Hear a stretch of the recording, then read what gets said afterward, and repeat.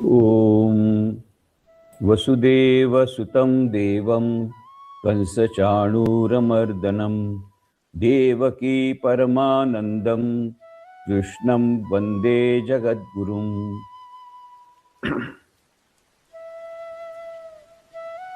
भगवान श्री रामकृष्ण देव, माँ शारदा देवी, स्वामी विवेकानंद एवं भगवान श्री कृष्ण के प्रणाम জানাই, আপনাদের সকলকে নমস্কার জানাই। প্রথমে বলে দিই কি আমার কণ্ঠটা ভালো নয়, আর একটা জিনিস, আমি ভালো বাংলা জানি না, সুতরাং কিছু ভুলটুল হলে প্রথমেই আমি ক্ষমা যাচনা করে নিচ্ছি। তো আজকে যা টপিক হয়ে আছে, আজকের জীবনে গীতার প্রাসঙ্গিকতা, এটা খুবই ইম্পর্টেন্ট টপিক।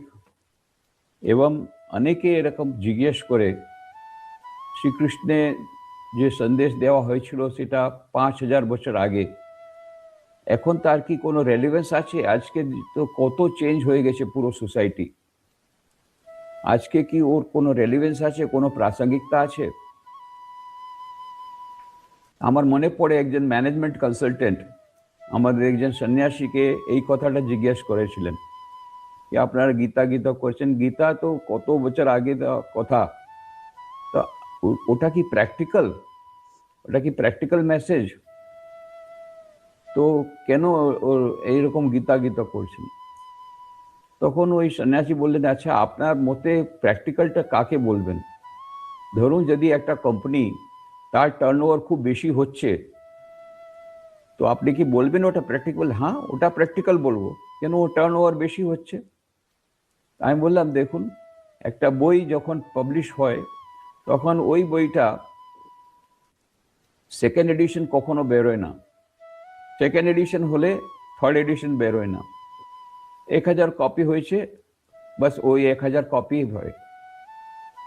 আর ভগবদ গীতা এমন গ্রন্থ যে এত বছর ধরে পাবলিশ হচ্ছে, আর আজকেও ওর এত বিক্রি হচ্ছে, কোটি কোটি কপিজ ওর বিক্রি হয়ে গেল। শুধু গীতা প্রেস গোরখপুর একই অর্গানাইজেশন দ্বারা 65 crore 65 কোটি 65 crore books already sold on Gita. আর বাকি তো আরো অন্য অর্গানাইজেশন কত আছে, রামকৃষ্ণ মিশনের দ্বারাও অনেক, আমাদের 19 পাবলিকেশন সেন্টার আছে, প্রত্যেক ল্যাঙ্গুয়েজে কত রকমের গীতা, ভগবদ গীতা কত ল্যাঙ্গুয়েজে আছে, এটাও এইগুলো বিক্রি হচ্ছে, আজকেও বিক্রি হচ্ছে। শুধু তাই নয়, আজকেও এই বইয়ের মধ্যে কতজন কত ভাষা লিখেছে, কত টিকা লিখেছে, সেই কত বছর ধরে টিকা লিখে আসছে আচার্য শঙ্কর থেকে শুরু করে প্রারম্ভ করে অনেকজন তার ভাষ্য লিখেছেন, টিকা লিখেছেন। আজকেও গীতার উপরে অনেক বই বেরোচ্ছে, Gita and management, Gita and education, Gita daily practical daily life করে অনেক সাবজেক্ট নিয়ে আজকেও কত কত কপি, এই কত বই বেরোচ্ছে আর কত কত কপি বিক্রি হচ্ছে। এটা প্র্যাকটিক্যাল বলবেন কিনা? তখন ও ম্যানেজমেন্ট কনসালটেন্ট চুপ হয়ে গেল। তো এই কথাটা হচ্ছে। শুধু তাই নয়, ভগবদ গীতা শুধু একটা রিলিজিয়াস বুক তা নয়, ভগবদ গীতা আমাদের, ভগবদ গীতা যে ভ্যালুস দিচ্ছে সেটা হলো ইটার্নাল ভ্যালুস। কতগুলি মানুষের প্রবলেম আছে, সে আর ইটার্নাল প্রবলেমস।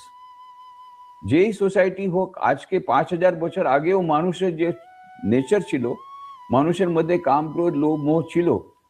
আর এই যুদ্ধটা তখনও হচ্ছিল। এই যুদ্ধটা কৌরব পাণ্ডবের মধ্যে যে যুদ্ধ আছে সেটা যুদ্ধ নয়, এই যুদ্ধ হচ্ছে আমাদের ভিতরে সৎ প্রবৃত্তি আছে, দুষ্প্রবৃত্তি আছে, গুড কোয়ালিটিস, ব্যাড কোয়ালিটিস প্রত্যেকের মানুষের মধ্যে আছে। এর মধ্যে সবসময় ফাইট হচ্ছে, ন্যায় অন্যায়, জাস্টিস ইনজাস্টিসের বিরুদ্ধে এই ফাইট চলে যাচ্ছে।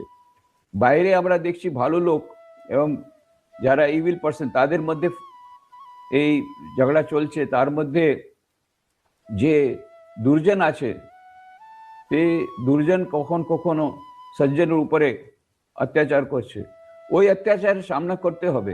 আতঙ্কবাদী এলে তার সামনা করতে হবে। এটাই ভগবান শ্রীকৃষ্ণ শিখাচ্ছেন, যে আমাদের এই কায়ার হলে হবে না। আমরা যদি কায়ার হয়ে যাই, আমরা কভার্ড হয়ে যাই, তা ওটা চলবে না। আমাদের সাহস, আমাদের মধ্যে সাহস থাকতে হবে। এইটা হচ্ছে গীতার মেসেজ, ফাইট। এই যে ইনজাস্টিসের বিরুদ্ধে ফাইট করতে হবে বাইরের সম্বন্ধে, আর ভিতরেও আমাদের ইভিল কোয়ালিটিস আছে, ইভিল টেন্ডেন্সি আছে, তার সম্বন্ধে তার এগেনস্টেও ফাইট করতে হবে। আর কতগুলি ভ্যালুজ আছে, তখনকার দিনেও মানুষ জন্মাতো আর মরতো, আজকেও মানুষ জন্মাচ্ছে মরছে, যখন মরে যাচ্ছে তখন আমাদের কষ্ট হচ্ছে। আমরা যখন নিজের মৃত্যু সম্বন্ধে চিন্তা করছি আমাদের কষ্ট হচ্ছে। অর্জুন তাই হয়েছিল, ও ভেবেছিল আমি যদি মরে যাই তো কি হবো, সেই ভয় পেয়ে বলছে আমি আর যুদ্ধ করব না। তো সেই প্রবলেমগুলো যেটা 5000 বছর আগে ছিল সে এখনো আছে, ওই জন্য শাশ্বত সলিউশন আছে শাশ্বত প্রবলেমসে। তো গীতা, ভগবত গীতা শুধু আমাদের লাইফ ম্যানেজমেন্ট শেখাচ্ছে না, ডেথ ম্যানেজমেন্টও শেখাচ্ছে। কিভাবে মৃত্যুকে আমরা বরণ করব, আর কিভাবে আমাদের মৃত্যুটা ভালো হতে পারে, যাতে আমাদের মৃত্যুর পরের জীবনটাও ভালো হতে পারে, এই জীবনটাও ভালো হতে পারে, এইসবগুলো আমাদের ভগবত গীতা শেখাচ্ছে। আর আজকে পরিস্থিতি যদি বলি, আজকে কি পরিস্থিতি আমরা দেখছি, কত প্রবলেম আছে। সবচেয়ে বড় প্রবলেম হচ্ছে সবাই টেনশনে আছে, এভরিবডি ইজ আন্ডার টেনশন। একটা ছোট মেয়েকে জিজ্ঞেস করলাম হাউ আর ইউ, কেমন আছো, বলে আমি খুব টেনশন আছি। হ্যাঁ, এই ছোটটুকু মেয়ের টেনশন? বলে হ্যাঁ। বলে কেন, তোমার কিসের টেনশন? তোমার বাবার টেনশন বুঝতে পারছি, তোমার দাদুর টেনশন বুঝতে পারছি, তোমার মায়ের টেনশন বুঝতে পারছি, তোমার ভাইয়ের টেনশন বুঝতে পারছি, ও তো 12th সায়েন্সে আছে বলে। তুমি তো এত ছোট মেয়ে, তোমার কিসের টেনশন? বলছে না, আমি এখন সিনিয়র কেজিতে আছি, জুনিয়র কেজিতে ছিলাম, last year first class first এসেছিলাম, মা বলে দিয়েছেন এবারে ফার্স্ট ক্লাস ফার্স্ট আসতে হবে, সেই জন্য খুব টেনশনে আছি।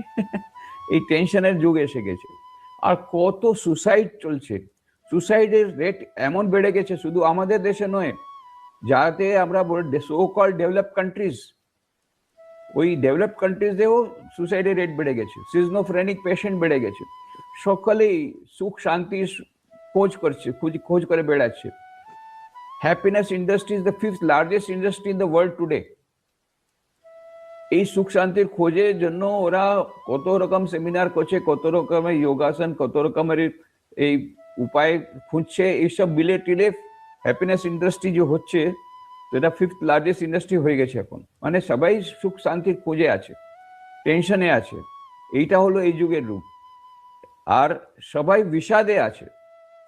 আর ভগবত গীতা আরম্ভ হচ্ছে, প্রথম অধ্যায় 18 চ্যাপ্টার আছে, 700 শ্লোকাস। প্রথম চ্যাপ্টার নাম কি? অর্জুন বিষাদ যোগ। বিষাদও একটা যোগ হতে পারে। যোগ মানে হচ্ছে পরমাত্মার সঙ্গে মিলন। তো জ্ঞান যোগ হতে পারে, ভক্তি যোগ হতে পারে, এটা আমরা বুঝতে পারি। ধ্যান যোগ হতে পারে, কর্মের দ্বারা ভালো কর্ম করে, work will lead us to worship. আচ্ছা, ওয়ার্ক ইজ ওয়ার্শিপ মেনে যদি আমরা করি, তাহলে কর্ম দ্বারাও আমি ভগবানকে পেয়ে যাব। আচ্ছা, ভক্তি দ্বারা আমি ভগবানকে পেয়ে যাব, এটা হতে পারে। জ্ঞান, যখন আমাদের জ্ঞান আসবে তখন আমরা পরমাত্মার সঙ্গে মিলিত হয়ে যাব, সেটা আমরা বুঝলাম। বিষাদও যোগ হতে পারে। এইটাই হলো গীতা, ভগবত গীতার দেন। এটা unique contribution of Bhagavad Gita. বলছে তোমার জীবনে যদি বিষাদ এসে থাকে, তোমার জীবনে যদি খুব বড় সমস্যা আছে, তোমার খুব টেনশন আছে, তো দ্যাট টেনশন, দ্যাট বিষাদ, দ্যাট সরো can also be converted into yoga. Yoga means the way of meeting God, the way of getting God, the way of obtaining God. ভগবানকে পেতে পারো এই বিষাদের জন্য। বিষাদকে যদি আমরা ভালো টার্ন দিতে পারি, যেমন অর্জুনকে ভগবান শ্রীকৃষ্ণ গাইড করলেন, ওই বিষাদ যখন এসে গেছে তাকে যখন গাইড করলেন, ওই রকম করে আমরা যদি ভগবানের শরণে যাই, তো আমাদের যে বিষাদ আছে, যে দুঃখ আছে, কষ্ট আছে, স্ট্রাগল আছে, এক্সটার্নাল স্ট্রাগলই হোক, ইন্টারনাল স্ট্রাগল হোক, যেই স্ট্রাগল হোক, সেই স্ট্রাগলটাও আমাদেরকে ভগবানের দিকে এগিয়ে নিয়ে যেতে পারে এবং ভগবানের সঙ্গে মিলিত করতে পারবে। এটা হচ্ছে অর্জুন বিষাদ যোগ। তো অর্জুন বিষাদ যোগ থেকেই তো স্টার্ট হচ্ছে। অর্জুন যখন দেখছে পাণ্ডব আর কৌরবের মধ্যে যুদ্ধ হচ্ছে, সবাই তো জানে ভগবদ গীতার সম্বন্ধে, সবাই আপনারা জানেন কিভাবে মহাভারতের একটা পার্ট আছে, মহাভারতে কিভাবে পাণ্ডব আর কৌরবের মধ্যে যুদ্ধ হয়েছিল, কিভাবে অর্জুন ভগবান শ্রীকৃষ্ণকে সারথি হিসাবে পেয়েছিলেন, এইসব কথাগুলো আপনারা জানেন। তো ওই যখন যুদ্ধ আরম্ভ হয়েছে তখন ভগবান শ্রীকৃষ্ণকে অর্জুন বলছে, আমার রথটাকে মাঝখানে নিয়ে যাও, আমি দেখতে চাইছি কারা কারা আমার সঙ্গে যুদ্ধ করতে এসছে। আর যখন রথটা নিয়ে আসা হলো মাঝখানে, ভগবান শ্রীকৃষ্ণ সারথি আছেন, ভগবান হয়েও সারথি হয়েছেন, এটাই ভগবানের কি একটা মহিমা। আর উনি যখনই এলেন তখন অর্জুন ওখানে শত্রু দেখছে না, ওদের মধ্যে নিজের রিলেটিভসকে দেখছেন, নিজের সম্বন্ধীজনকে দেখছেন, নিজের সব রিলেটিভসকে দেখছেন। ওই দেখে ওর মানে এদেরকে মারতে হবে। আর তারপরে এত বড় আর্মিকে দেখে বলে, যদি আমরা হেরে যাই, যদি মরে যাই তাহলে কি হবে, এসবগুলো ওর মধ্যে আছে। কিন্তু ওইগুলো বলছে না, ও শুধু এইটুকু বলছে, ভগবান শ্রীকৃষ্ণকে বিরাট বড় লেকচার দিয়ে দিচ্ছে, এই যুদ্ধ করলে কি আমাদের কি যুদ্ধ করা উচিত নয়, এতে অনেক ব্লাডশেড হবে, এ হবে সে হবে, অনেক রকম কথা বলছেন। ভুলে যাচ্ছে কি ও নিজেই 2 মিনিট আগে বলেছিল, 5 মিনিট আগে শ্রীকৃষ্ণ ভগবানকে কি আমাকে নিয়ে চলো, আমি ওদের দেখতে চাই কারা কারা আমার সঙ্গে যুদ্ধ করতে। তো যুদ্ধ করার জন্যই তো এসেছে, এবং যুদ্ধ আরম্ভ হয়ে গেছে, আরম্ভ হবে, তা আরম্ভ হওয়ার সূচনা হয়ে গেছে, শাঁখ ফুঁকে দেওয়া হয়েছে, শাঁখ দেওয়া হয়ে গেছে। এরপরে এই সময় একটা কভার্ডিস, একটা এই নির্বলতা, দুর্বলতা ওর মধ্যে এসে, কিন্তু সে নিজেকে স্বীকার করছে না, বরং শ্রীকৃষ্ণ ভগবানকে লেকচার দিচ্ছে যুদ্ধ করাটা উচিত নয়। আরে সব তো জানে কি যুদ্ধ যেন না হয় তার জন্য শ্রীকৃষ্ণ ভগবান শান্তি প্রস্তাব নিয়ে গিয়েছিলেন কৌরবদের কাছে, বলেছিলেন যে কিছু না, আমাদের পাণ্ডবরা বলছে ঠিক আছে আমরা যুদ্ধ করতে চাই না, আমাদের হাফ কিংডম যদি দিতে পারেন ঠিক আছে, না হলে শুধু 5টা গ্রাম দিয়ে দেন, তাতে আমরা সন্তুষ্ট হব, কিন্তু আমরা যুদ্ধ করতে চাই না। এই প্রস্তাব নিয়ে ভগবান শ্রীকৃষ্ণ নিজে গেছেন কৌরবদের কাছে। আর দুর্যোধন কি বলছে, 5 গ্রাম আমি 1 ইঞ্চ জায়গা দেব না, একটু জায়গা দেব না, আমি তো যুদ্ধ করতেই চাই। তখন আর কোনো উপায় ছিল না। সুতরাং ওই সব আছে, অর্জুন সব জানে, কিন্তু ও কনভিনিয়েন্টলি ভুলে গেছে। তখন যখন এইরকম করে, তারপরে শুধু তাই নয়, সে বলছে গান্ডিও আমার কাঁপুনি হচ্ছে, আমার গান্ডিও আমার হাতে থাকছে না, আমার খুবই ভয় হচ্ছে, এই করে করে বসেই গেল রথে। আর কি বলল, আমি যুদ্ধ করব না।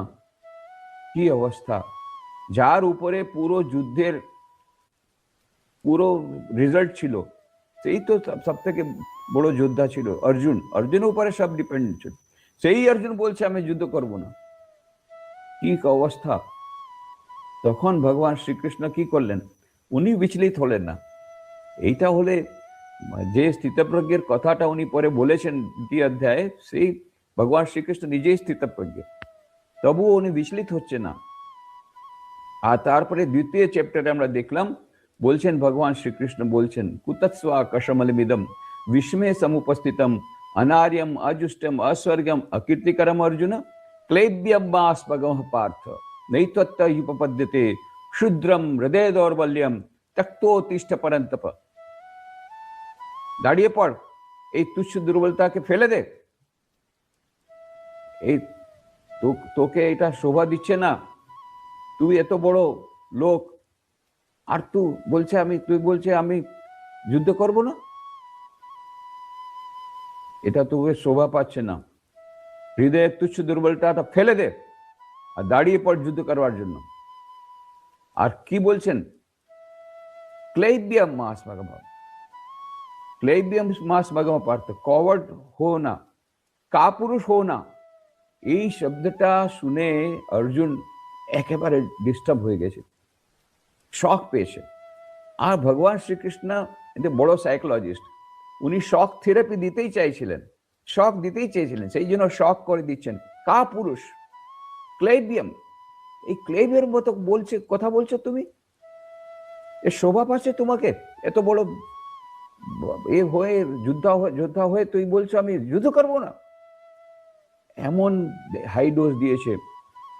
তখন অর্জুন ভেঙে পড়েছে, বলছে কার্পণে দোষো পহতা স্বভাব পৃচ্ছামি তম ধর্ম সমূঢ় চেতা यस्य আর নিশ্চিতম ব্রূহি তন্মে শিষ্যস্তেয়ম সাধিমাম তাম প্রপন্নম। আমি আপনার শিষ্য, আমাকে মার্গদর্শন করুন। তখন স্বীকার করেছে কি আমার এরকম হয়েছিল। ভগবান শ্রীকৃষ্ণ এই যে বলছেন ক্লৈব্যম মাস ভগম পার্থ নৈতত্ব উপপদ্যতে ক্ষুদ্রম হৃদয় দৌর্বল্যম তক্তোস্থিত পরন্তপ, কি তা কত বড় সন্দেশ ভগবান শ্রীকৃষ্ণ দিয়েছেন।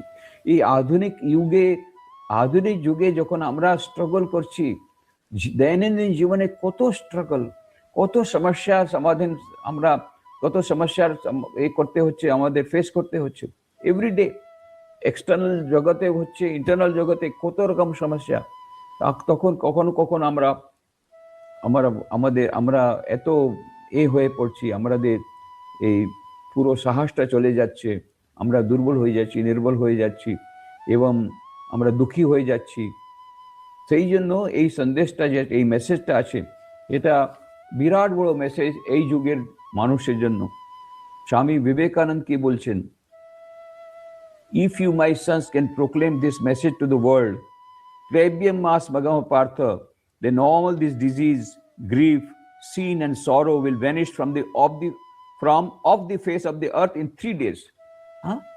কি বলছেন, এই সন্দেশটা, এই মেসেজটা, ভগবান শ্রীকৃষ্ণ এই মেসেজটা ক্লেবিয়াম মাস মাগম পার্থ, এটা যদি তোমার পুরো সংসারে ছড়িয়ে দিতে পারো, তোমরা 3 দিনের মধ্যে এই জগৎ থেকে সব রকমের দুঃখ কষ্ট সব চলে যাবে। কত বড় কথা স্বামী বলছেন, মানে কত ইম্পর্টেন্ট শ্লোকা। শুধু তাই বলছে না, if one reads this one shloka ক্লৈব্যম মাস ভগম পার্থ নৈতত্ব উপপদ্যতে ক্ষুদ্রম হৃদয় দৌর্বল্যম ত্যক্তোত্তিষ্ঠ পরন্তপ, one gets all the merits of reading the entire Gita, for in this one shloka lies embedded the whole message of the Gita.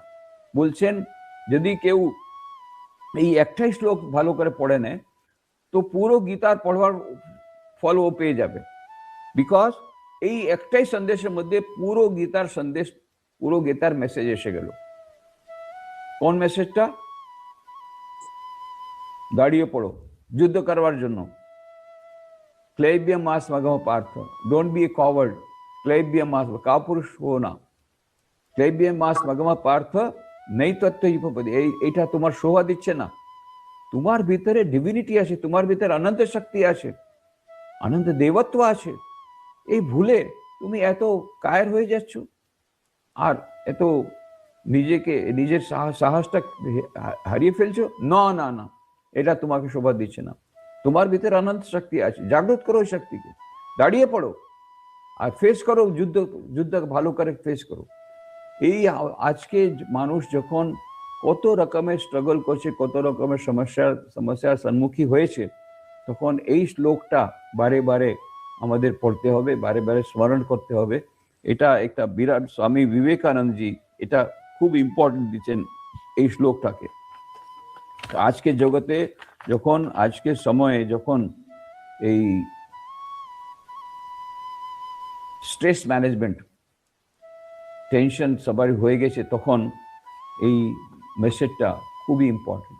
আর একটা জিনিস, অনেকে আছে যারা স্পোর্টসম্যান আছে, তাদের অনেক যখন কম্পিটিশন হয় খুব ওরা টেনশনে চলে আসে, স্টুডেন্টস টেনশনে চলে আসে, পার্টিকুলারলি 12 সায়েন্সের স্টুডেন্টস।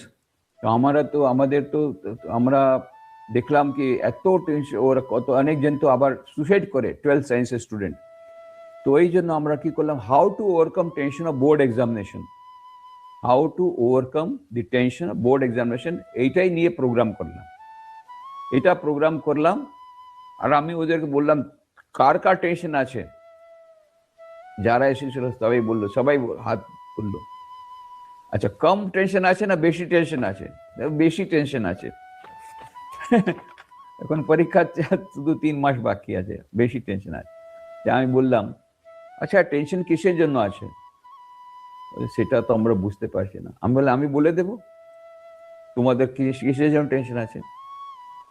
টেনশন হচ্ছে তোমরা যখন ভাবছো রেজাল্টের সম্বন্ধে, হায় হায় কি হবে, 90% পাবো কিনা, আর যদি ভালো পার্সেন্টেজ না পাই তাহলে ভালো লাইন পাবো কিনা, ভালো লাইন না পেলে আমি ভালো প্যাকেজ পাবো কিনা, ভালো চাকরি পাবো কিনা, তো আমার জীবনে আমি সুখ শান্তি পাবো না, আর যদি ভালো পার্সেন্টেজ না পাই তাহলে কি হবে, হায় হায় যদি পার্সেন্টেজ না পাই তো কি হবে, এইটাই তো।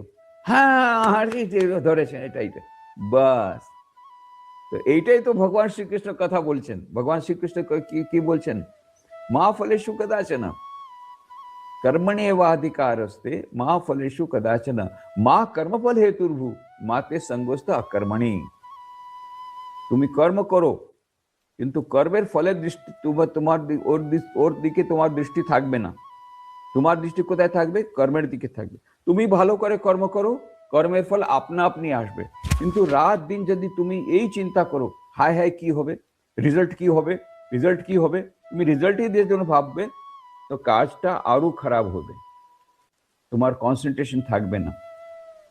খুব সুন্দর কেউ কেউ বলছে, আরে যদি আমরা ফলের দিকে যদি না জানি, ফল যদি না পাওয়া যায় তাহলে কাজ করবোই কেন, না কাজ করতে হবে। তো কাজ করবো কেন, আমাদের মোটিভেশনই থাকবে না। এমন বলছে না কি তুমি রেজাল্ট পাবে না, রেজাল্ট পাবে, ভালো করে কাজ করলে ভালো রেজাল্ট পাবে। Law of karma is supreme in the mental world as law of gravitation supreme in the physical world. যেমন তুমি কর্ম করো সেটা ফল পাবে, কিন্তু যদি ফলের সবসময় চিন্তা করো তো কর্মটা ভালো করে হবে না। কনসেন্ট্রেশন থাকবে কর্মের দিকে। One of the greatest lessons I have learned in my life is to pay as much attention to the means as to the ends. Swamiji বলছেন, ওয়ার্ক এন্ড সিক্রেট ছোট বই আছে, তার মধ্যে বলছেন, কি বলছেন, কি আমি এই বড় পাঠ একটা শিখেছি কি কর্ম, আমরা যখন কর্ম করব, কর্মের জন্য আমাদের যে একটা টার্গেট আছে সেটা টার্গেট ফিক্স করে দিলাম, আচ্ছা ঠিক আছে আমি এত পার্সেন্টেজ পাবো, আমি এই গেমটা আমি উইন করতে চাই, এটা হলো। এখন ওর সম্বন্ধে রেজাল্টের সম্বন্ধে না ভেবে কর্মের সম্বন্ধে ভাবতে হবে, কর্ম করে কেমন করে ভালো করে হয়, ফুল কনসেন্ট্রেশন দিয়ে করতে হবে, আপনা আপনি রেজাল্ট ভালো হবে। আর যদি ফলের দিকে নজর থাকে তাহলে কাজটা ভালো হবে না। তো খুব সুন্দর কথা আছে, while playing tennis your eyes should be on the ball and not on the scoreboard. যদি ক্রিকেট প্লেয়ার ব্যাটসম্যান ওর সেঞ্চুরি হওয়ার কথা, তো স্কোরবোর্ডের দিকে তাকাবে কি আমার সেঞ্চুরি হলো কিনা, ক্লিন বোল্ড হয়ে যাবে। তো এই যে টেনিস খেলছে সেই স্কোরবোর্ডের দিকে তাকাবে তো বলটা মিস হয়ে যাবে। তো এইভাবেই আমরা যখনই কোনো কাজ করবি, স্টুডেন্টসের যে পক্ষে যেমন আছে ওই রকম প্রত্যেকের পক্ষে আছে, যেই কাজটা আমরা করি কাজের মধ্যে ডুবে যেতে হবে, কাজটা ভালো করে যেন হয় সেটার জন্য আমাদের চেষ্টা করতে হবে। তার জন্য গোল্ডেন ফর্মুলা হচ্ছে for removing tension, do your best and leave the rest. Do your best, can you do better than best, no, good better best, বেস্টটাকে উপর তো কিছু হতেই পারে না।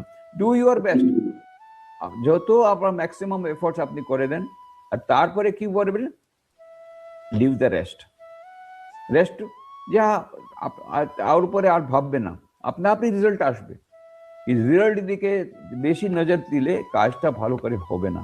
সেই জন্য এই হচ্ছে do your best and leave the rest, এটা খুবই দরকার। এই যদি আমরা টেনশন থেকে মুক্ত হতে চাই, ভালো কাজ করতে চাই, শুধু তাই নয়, এখন ওই যারা ম্যানেজমেন্ট ক্ষেত্রে আছে, যারা বড় বড় কোম্পানি, তারা এখন TQM এর কথা বলছে, total quality management, zero defect. এটা জাপানি স্টাইল অফ ম্যানেজমেন্টের এইরকম কথা হয়ে আছে, এখন সব পুরো বিশ্বে নিয়ে নিয়েছে, পুরো জগতে নিয়েছে। কিন্তু আমরা ভাবছি জাপান থেকে আমরা শিখছি, না, ও তো 5000 বছর আগে ভগবান শ্রীকৃষ্ণ বলেছেন যোগা কর্মসু কৌশলম। এই কর্মের কুশলতাই তো হচ্ছে যোগ, কর্মের কুশলতার যোগ। কুশলতা কিসে আছে, জিরো ডিফেক্ট। তখনকার দিনে বলেছেন ফুল কনসেন্ট্রেশন, জিরো ডিফেক্ট দিয়ে কাজ করতে হবে। বুদ্ধিযুক্ত যাহাতি উভে সুকৃত দুষ্কৃতে তসমাৎ যোগায় युज्यस्व যোগা কর্মসু কৌশলম। যোগ হচ্ছে কর্মের কুশলতা, এই কুশলতা হলো জিরো ডিফেক্ট, যে যার কথাটা এখন TQM দ্বারা হচ্ছে। সুতরাং স্বামী এই ভগবদ গীতাতে ভগবান শ্রীকৃষ্ণ শুধু টেনশনের কথা, টেনশন ম্যানেজমেন্ট আর টেনশন ম্যানেজমেন্ট আর ওরই স্ট্রেস ম্যানেজমেন্টই শুধু কথা বলছে না, আমাদের কাজটা কিভাবে পারফেক্ট হয়, আমাদের কাজে কিভাবে আমরা সাফল্য পাই, কিভাবে আমরা সাকসেস পাই, ওই সবই কথাও ভগবত গীতাতে আছে। কিভাবে আমরা সাকসেস পাই, কিভাবে সাফল্য পাই। আর একটা কথা আছে, আমরা সাফল্য পাচ্ছি না। স্টুডেন্টস হোক, স্টুডেন্টসরা কি করছে, ওদের ফোকাসিং নেই, পড়ছে কিন্তু মনে রাখতে পারছে না। কেন? কনসেন্ট্রেশন নাই। ওই মনটা হচ্ছে রিলের দিকে, রিল কেমন করে তৈরি করব, রিল দেখেছি ওটার সম্বন্ধে ভাবছে, সেই জন্য ওদের কনসেন্ট্রেশন নাই। আর বাকি সব যত আছে সবারই ওই একই কথা, কনসেন্ট্রেশন নাই। যারা সাধক তারা বসছে মেডিটেশনের জন্য, জপের জন্য, কিন্তু মনটা এইদিকে ওইদিকে ঘুরে বেড়াচ্ছে, মনটা ফোকাস হচ্ছে না। এটা সকলেরই এই problem. Mind management is a big problem. Mind ম্যানেজমেন্টের জন্য ভগবান শ্রীকৃষ্ণ অর্জুনকে কি বলছেন? অর্জুন যখন বলেছে, ভগবান আপনি সব আমাকে বললেন এইভাবে মেডিটেট করতে হবে, এইভাবে করতে, সব তো আমি শুনলাম, কিন্তু বাট, আমরা যেমন বলি বাট, ওই রকম কট, বাট, কিন্তু কিন্তু আমার মনটা তো এত চঞ্চল আছে, এই আমি ভাবছি এই মনটাকে কন্ট্রোল করা খুবই মুশকিল। বায়ুকে বরং কন্ট্রোল করা যত ডিফিকাল্ট, তার থেকে বেশি ডিফিকাল্ট আমি পাচ্ছি আমার মাইন্ডটাকে কন্ট্রোল করা। কে বলছে? অর্জুন। অর্জুন মতো অর্জুন এত যে সুন্দরভাবে তীর চালাতে পারতো, এত এফিশিয়েন্ট, সে বলছে চঞ্চলহি মনঃ কৃষ্ণ প্রমাতি বলবদৃঢ়ম তস্যাম নিগ্রহম মন্যে বায়োরিব সুদুষ্করম। 6 চ্যাপ্টারে, 6 চ্যাপ্টার বলছেন, 6ষ্ঠ অধ্যায়ে আমরা দেখব ভগবান শ্রীকৃষ্ণকে অর্জুন বলছেন কি ভগবান আপনি বললেন, কিন্তু আমার মনটা অন্য একেবারে খুব চঞ্চল আছে। এটা আমাদের সকলেরই কথা। এই আধুনিক মানব যেন গীতা কেন ইম্পর্টেন্ট, কেন প্রাসঙ্গিক আছে না, আমাদের সকলেরই প্রবলেম আছে। আত্মবিশ্বাসের প্রবলেম আছে, সেলফ কনফিডেন্স প্রবলেম আছে, টেনশনের প্রবলেম আছে, মনের বিষাদের প্রবলেম আছে। এই সব তো সলিউশন স্বামী ভগবান শ্রীকৃষ্ণ ভগবত গীতায় দিয়েছেন। আর একটা প্রবলেম আছে, মনটা কনসেন্ট্রেট হচ্ছে না, মন বড় চঞ্চল। অর্জুন বলছে চঞ্চলমি মনঃ কৃষ্ণ প্রমাতি বলবদৃঢ়ম তস্যাম নিগ্রহম মনে বায়ুরিব সুদুষ্করম। বায়ুকে কন্ট্রোল করা যত কঠিন, তার থেকে বেশি কঠিন মনে হচ্ছে মাইন্ডটাকে কন্ট্রোল করা। আর ভগবান শ্রীকৃষ্ণ কি বলছেন? উনি বলছেন না কি একেবারে কায়ের মতো কথা বলছে, কবরের মতো কথা বলছো। যেমন 2nd চ্যাপ্টার বলেছিলেন, কুতৎস্বাকশমলমিদম বিস্মে সমুপস্থিতম অনার্যম অজুষ্টম অস্বর্গম অকীর্তিকরম অর্জুন ক্লৈব্যম মাস ভগম পার্থ নৈত্যতে হিপপদ্ধতি ক্ষুদ্রম হৃদয় দৌর্বল্যম তক্তোতিষ্ঠ পর্যন্ত, যেসব বলেছিলেন এটা এখন বলছেন না। উনি কি বলছেন? অসংশয় মহাবাহু মনো দুর্নিগ্রহম চলম। অর্জুন, তোমার কথাটা ঠিকই আছে, এই মনটাকে, চঞ্চল মনকে কন্ট্রোল করা খুব কঠিন। কে বলছেন? ভগবান শ্রীকৃষ্ণ নিজে বলছেন। অর্জুন বলছেন শুধু তাই নয়, ভগবান শ্রীকৃষ্ণ স্বীকার করছেন এই মনটাকে কন্ট্রোল করা খুব কঠিন। আর স্বামী বিবেকানন্দ কি বলছেন রাজযোগী গ্রন্থে? এই মনটাকে কন্ট্রোল করা খুব কঠিন। কেন? মনটা হচ্ছে বানরের মতো। কথা বলছেন, একজন বানর ছিল, সে খুব চঞ্চল। বানর তো চঞ্চল থাকবেই, সে সবসময় লাভ দিচ্ছে, সবসময় লাভ দিচ্ছে। আবার কেউ ওকে একটু মদ খাইয়ে দিয়েছে, মদ খাওয়ার পরে আরো জোরে জোরে লাভ দিচ্ছে। আর বাকি ছিল একটা এই স্করপিয়ন, ওকে কামড়ে দিয়েছে, স্করপিয়ন বিচ্ছু কামড়ে দিয়েছে, আরো বেশি জোরে জোরে লাভ দিচ্ছে। তারপরে একটা ভূত ওর মাথায় এসে গেছে, আরো জোরে জোরে লাভ দিচ্ছে। তো স্বামী বিবেকানন্দ বলছেন আমাদের যে সকলের মন ওই রকমই, প্রথম থেকেই চঞ্চল আছে বানরের মতো। আবার রাত দিন আমরা মদ খাচ্ছি। কিসের মদ? ইচ্ছা রূপী মদ। আজকে এই কাজ করবো, আমাকে এই প্যাকেজকে দিতে হবে, আমাকে এই রকম মোবাইল আজকে কিনতে হবে, আমি এই অ্যাপেলের লেটেস্ট মডেল মোবাইল কিনবো, এটা কিনবো, ওটা চাই, এইরকম মডেল, এইরকম মডেলের কার আমি চাই, আচ্ছা এটা করবো, এটা করবো, কত রকমের ইচ্ছা রাত দিন। এই মদ খেয়েই যাচ্ছি, আরো মন চঞ্চল হয়ে যাচ্ছে। তারপরে বিচ্ছু, সে কামড়াচ্ছে। বিচ্ছু মানে ঈর্ষা, ঈর্ষা আসছে, ওর কাছে লেটেস্ট মডেল কার এসে গেল, মানে খুব কষ্ট হলো, না আমি ওর থেকে ভালো মডেল কার নিয়ে আসবো। জেলাসি, ঈর্ষা, এটা হচ্ছে কামড়াচ্ছে, তা আরো মন চঞ্চল হয়ে যাচ্ছে। তার ভূত অহংকার, অহংকারের ভূত যখন চাপছে মাথায়, আরো বেশি মন চঞ্চল হয়ে যাচ্ছে, জানো না আমি পুলিশ অফিসে দেখে দেব, এই হচ্ছে এই কথা। সেই জন্য এই মনটাকে কন্ট্রোল করা খুব কঠিন। কে বলছেন? ভগবান। কে বলছেন? অর্জুন। শ্রীকৃষ্ণ কি বলছেন? হ্যাঁ, খুব কঠিন। স্বামী বিবেকানন্দ কি বলছেন? খুব কঠিন। আর পতঞ্জলি কি বলছেন? সতু দীর্ঘকাল নিরন্তর সৎকারা সেবিত দৃঢ়ভূমি, খুব কঠিন। আর মডার্ন গুরু কি বলছে? আরে খুব সোজা, তুমি $500 দিয়ে দাও, তোমাকে নিরিকল সমাধি দিয়ে দেবো, ইনস্ট্যান্ট সমাধি দেবো, ইনস্ট্যান্ট সমাধি, ইনস্ট্যান্ট কফি, ইনস্ট্যান্ট সমাধি, এসব ইনস্ট্যান্ট চাই সবাই। আর এরকম করে তারপরে দেখছে পাগলখানায় চলে গেল সমাধি পাওয়ার পরে। এই সব হচ্ছে। সুতরাং এটা মনে রাখতে হবে এই মনটা যে কন্ট্রোল করা একটা সোজা কথা নেই। কিন্তু পরে ভগবান শ্রীকৃষ্ণ সেকেন্ড লাইনটা হচ্ছে ইম্পর্টেন্ট। असंशय महाबाहो मनो दुर्निग्रहम चलम अभ्यास तो कौन्तेय वैराग्य से गृह्यते। अभ्यास एवं वैराग्य द्वारा ये যে অসম্ভব কাজ সেটাও সম্ভব হয়ে যাবে। দুটো জিনিস বললেন, অভ্যাস, অভ্যাস মানে practice, practice practice practice makes a man perfect. আর আরেকটা হলো বৈরাগ্য। বৈরাগ্য মানে সবাই সাধু হয়ে যাবে তা নয়, বিতরাগ, তার মানে নন অ্যাটাচমেন্ট। যতক্ষণ না আমাদের অ্যাটাচমেন্ট আছে ততক্ষণ আমরা মাইন্ডটাকে কনসেন্ট্রেট করতে পারবো না। যেমন স্টুডেন্টস, ওদের মাইন্ডটা যদি অ্যাটাচ থাকে রিলস বানাবার জন্য, ও কিছুতেই কনসেন্ট্রেশন পাবে না, মাইন্ডটাকে কন্ট্রোল করতে পারবে না। সুতরাং ডিটেচমেন্টও থাকতে হবে আর প্র্যাকটিস করতে হবে। সাধকদের জন্য বলছি, বলা হচ্ছে সময়ে প্রত্যেক দিনে নিয়মিততা একটা রেখে একটা রেগুলার রুটিন লাইফ থাকবে। ওই টাইমে মন লাগুক না লাগুক, ওই কিছু ঘন্টা, কিছু কাল, আধ ঘন্টা, পৌনে ঘন্টা, 1 ঘন্টা বসতে হবে, মন্ত্র জাপ করতে হবে, যেমন গুরুদেব বলেছেন ওই রকম মন্ত্র জাপ করতে হবে, এরকম করে ধ্যান করার চেষ্টা করতে হবে। হোক না হোক চেষ্টা করতে হবে, করতে করতে চেষ্টা করতে করতে করতে করতে আস্তে আস্তে সব সরল হয়ে যাবে। অভ্যাস তো কৌন্তেয় বৈরাগ্য সে গৃহ্যতে, এই কথাটা বলেছে। মাইন্ড ম্যানেজমেন্টের কথাও বলছে। আর শেষে লাস্টে ক্রাইসিস ম্যানেজমেন্ট, যখন কখন কখন এমন হচ্ছে জীবনে বড় বিপত্তি এসে গেছে, মনে হচ্ছে আর কোনো উপায় নেই, আর কোনো উপায় নেই, কি আমাকে কেউ বাঁচাতে পারবে না, আমার যত সম্বল সব চলে গেছে, আমার কাছে কোনো সাপোর্ট নেই, আমি হেল্পলেস, ফুললি হেল্পলেস। এরকম করে যখন খুব ক্রাইসিস আসছে জীবনে, তখন কি করতে হবে?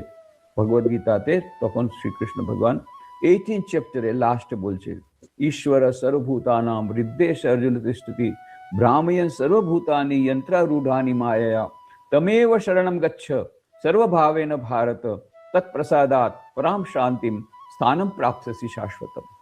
হে অর্জুন, এই ঈশ্বর হচ্ছেন, উনি প্রত্যেক মানুষের হৃদয়ে বসে আছেন। আর কি করছে? যেমন মেশিন অপারেটর মেশিন চালায়, এরকম প্রত্যেক মানুষকে চালাচ্ছেন।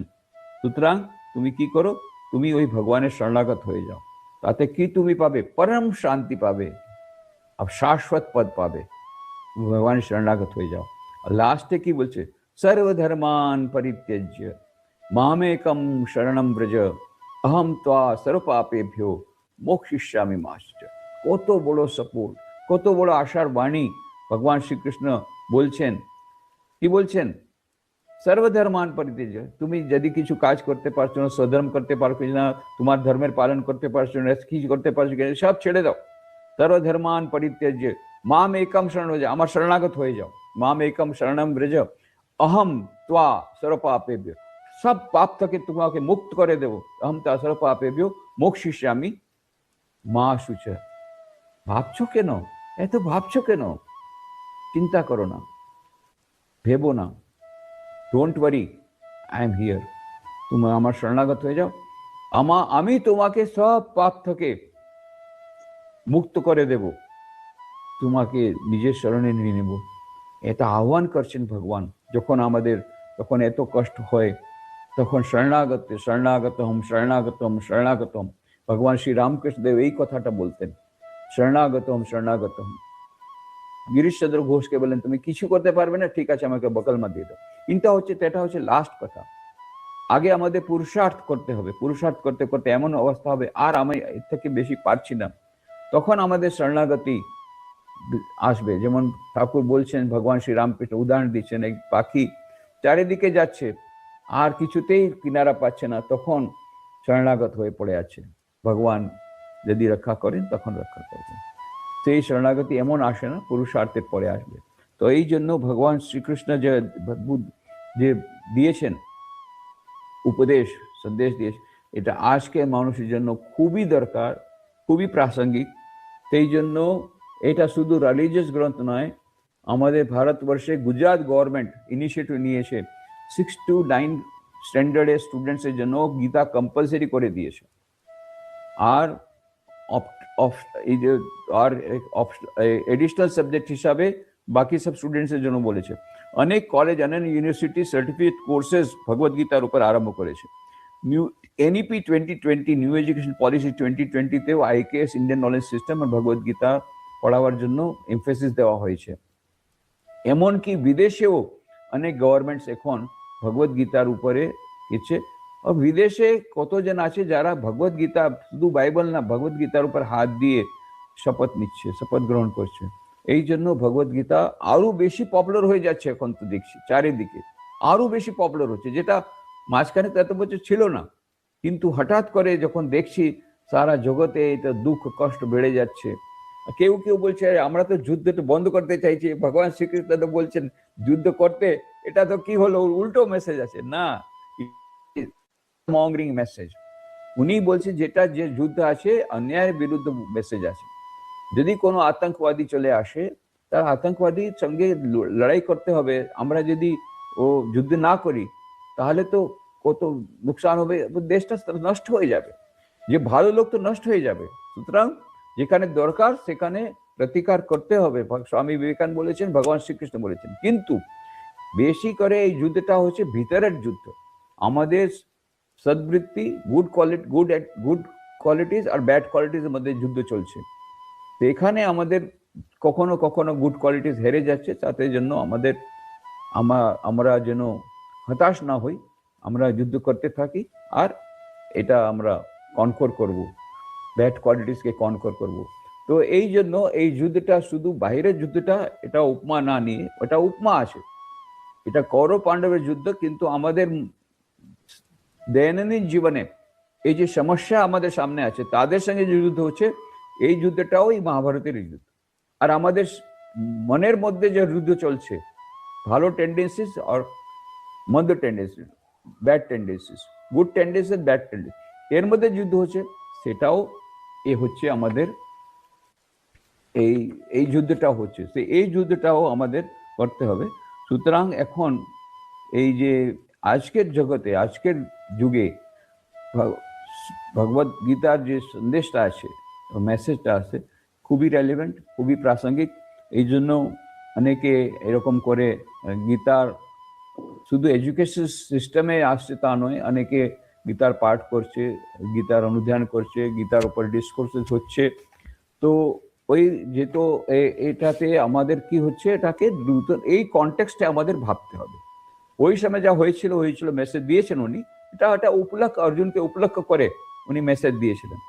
তো এই তো অর্জুনকে উপলক্ষ করেই আমাদেরও উনি মেসেজ দিচ্ছেন। অর্জুন আর কিছু নেই, অর্জুন হচ্ছে প্রতীক, এই আধুনিক মানবের প্রতীক হচ্ছে, কেন প্রতীককে দিয়েই তো মেসেজ হবে না। সর্বপরিষদো গাবো দুগ্ধা গোপাল নন্দনা পার্থ বৎস সুধীর ভোক্তা দুগ্ধম গীতামৃতম। কি বলছেন ভগবান শ্রীকৃষ্ণ ভগবদ গীতা যে কি বলা হচ্ছে, कि सर्वोपनिषद गाओ, যত উপনিষদ আছে এসব গুরু আছে,